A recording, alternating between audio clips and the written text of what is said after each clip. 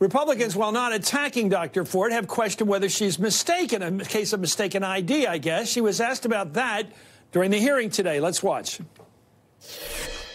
Dr. Ford, I'll just conclude with this. You do remember what happened, do you not? Very much so. Last night, the Republican staff of this committee released to the media a timeline that shows that they've interviewed 2 people who claim they were the ones who actually assaulted you. I'm asking you to address this new defense of mistaken identity directly. Dr. Ford, with what degree of certainty do you believe Brett Kavanaugh assaulted you? 100%. Cynthia, actually, you're a pro at this. I'm not. I always wonder if I was sitting on a jury, not in this case, but in anyone. how do you know who's telling the truth? No one would put you on a jury, Chris. Well, as a journalist, I've never been able to get on one, unfortunately, because I would love to get on. No, this question of Kavanaugh's defense, it didn't seem to me like a real defense. He had this global defense. I never did anything. But when he was asked about being a belligerent drunk, which is really the issue, the Dr. Jekyll, Mr. Hyde problem with this guy, if it's real. The idea that when he drinks too much, he's a bad guy. He's aggressive. He may even be a criminal in that, to that extent of assault. He didn't like that question. He didn't really answer it.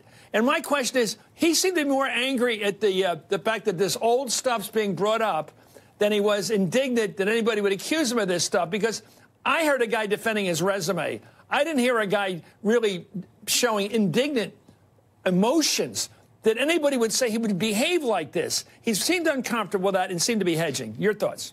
Well, I had a couple thoughts about him. First, I thought he basically had a tantrum and showed that he doesn't have the temperament to be a Supreme Court justice. And he also showed that he can be an angry and belligerent person, and you just felt like, oh, well, that's what he's like when he's angry and belligerent when he's drunk. Can you imagine if a woman came into the Senate chamber and screamed and hollered at senators like that and interrupted them and was that rude? She'd be taken out in a straitjacket. But because it's Judge Kavanaugh, he got away with it. I thought it was shocking. The other thing I don't think he got away with it because you were watching. Let's watch that so everybody knows what you're talking about. Here's Kavanaugh being combated with the Democrats on the committee. Let's watch.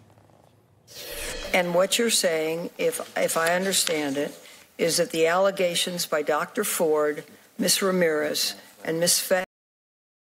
Swetnick are wrong. Yeah, that is emphatically what I'm saying. Emphatically. The Swetnick thing is a joke. That is a farce. Would you like to say more about it? No. Senator, let me take a step back and explain high school. I was #1 in the class. Freshman. And I thought no. I thought only the Senate. You got this up. I'm gonna talk about my high school. No. I'm gonna let him answer. I'm gonna talk about my high school record. If you're gonna sit here and mock me. Well, back to you, Cynthia. How would you describe that public personality you just saw from the judge? Cynthia. Oh, I would describe that as a person who does not have the temperament to be a Supreme Court justice. And additionally, he really hurt his credibility by dancing around and trying to avoid responding to the question about an FBI investigation. And the way he would say, oh, they're just 302s, or they're just this, or they're just that. We all know, those of us in the law enforcement community, and so does he, that when the FBI would go to interview Mark Judge, that would be a critical interview. And no such thing has occurred. And according to this victim, Mark Judge was in the room. He is a critical witness. There is no excuse that he hasn't been called. And the way the judge was constantly trying to get away with responding to that is damages his credibility beyond repair for me.